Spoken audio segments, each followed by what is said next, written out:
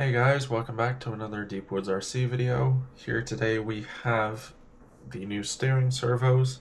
Went ahead and ordered two of these. These are digital 9i mod 50 kilogram servos. You can't really see the 50, but it's laser etched just here.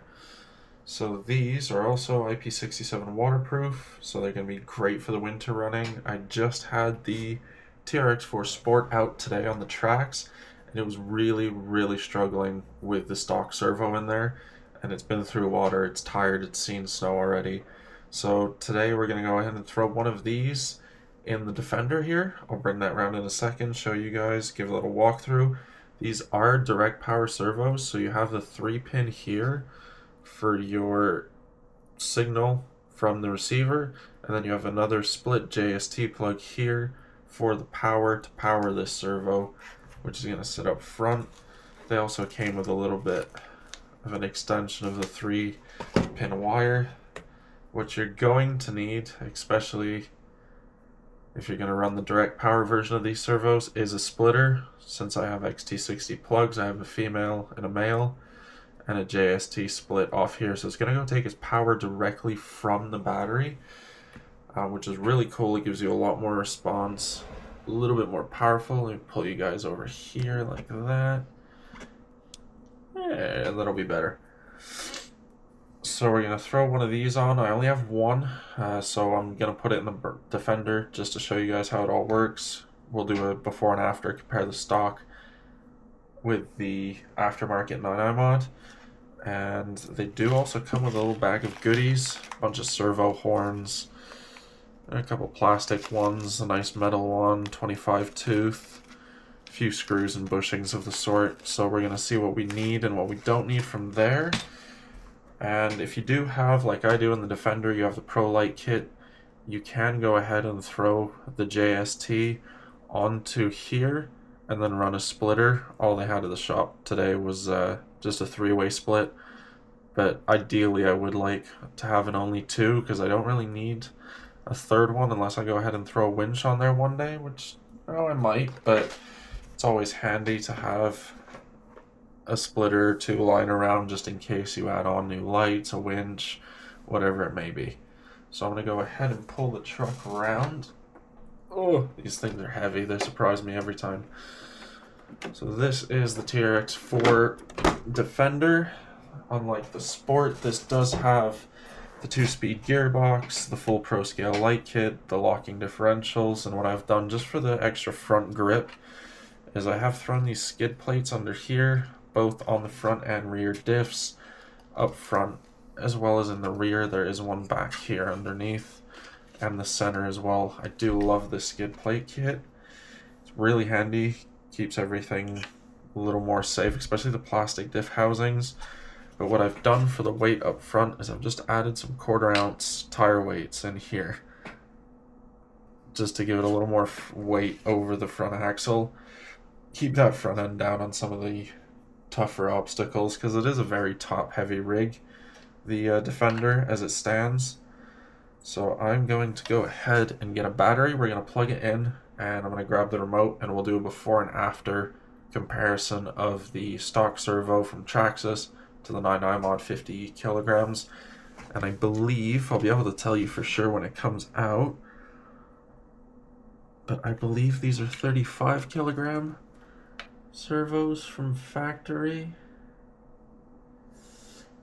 It just says waterproof with the Traxxas part number, but I can look it up and give you guys an actual answer on that. So I'm going to go ahead, like I said, grab the receiver and a battery, and we'll get to testing.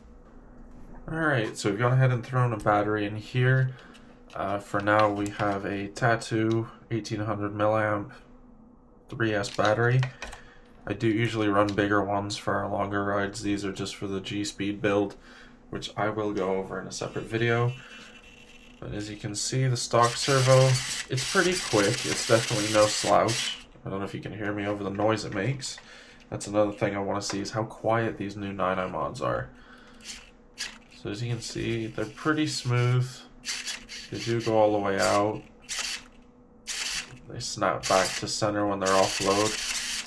And it's quick. But what I was having trouble with today was with the tracks, with the full weight of the truck on the front end. It was struggling a little bit. So that gives you a pretty good idea of stock. So I'm going to shut this off. Where's the shut off button? Here it is. There we go. Alright, turn that off. Put the remote back there.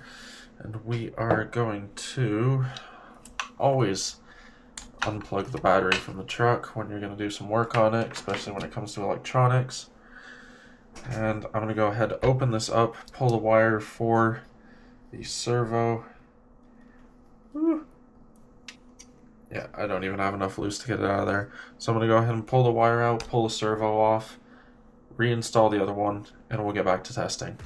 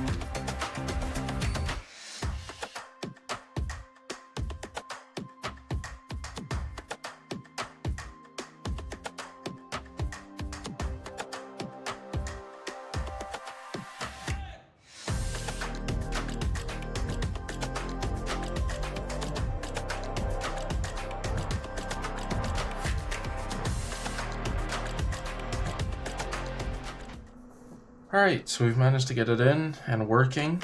We did have a little issue where I had no more throttle response, but that is because inside here I'd accidentally pulled one of these connectors over here, which is the connection between the receiver and the built-in ESC on the Fusion Pro. So I had steering, I had no throttle at all. I thought I'd done something wrong, plugged something back in backwards.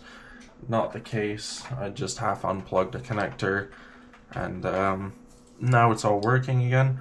I do suggest though, if you do have these kind of little connectors there, these little slim black ones, kind of like bigger JSTs, I forget the name for them, just wrap them with duct tape or add a little bit of shrink wrap or something around them, just peace of mind that they won't come apart while riding. I do have here the new servo versus the stock Traxxas one. If we put them side by side, I did notice, I'm not sure if you're going to be able to see it. Yeah, right here where my thumb is, the 9i mod is ever so slightly shorter on the flanges than the Traxxas one. It is bigger, it looks a little bulkier, but that might just be because the stock one's got an angled cut off the top. When you go to install it in the front, that means these flanges are slightly smaller, and there are two little rings, kind of stubs, that come and click into the flanges here on one side, on the what would be driver's side. So just shave those down with an X-Acto and then just center it. It will go in. It does feel weird when you first go to install it, but it will go in and sit nicely in there.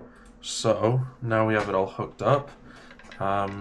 This truck does have the Fusion Pro in it, and I absolutely love this motor. It is in second gear. There we go. There we go. So that's first gear. Pretty much as slow as I can get it, right about there. And if you look, you can just barely see it's moving along here. Just barely ticking along. And it is so quiet. I love that motor. It is amazing. But that's not what we're here for today. We're here for the steering servo. So it does have its full range of motion. It is really smooth. It snaps back very quick. And if I just play with it,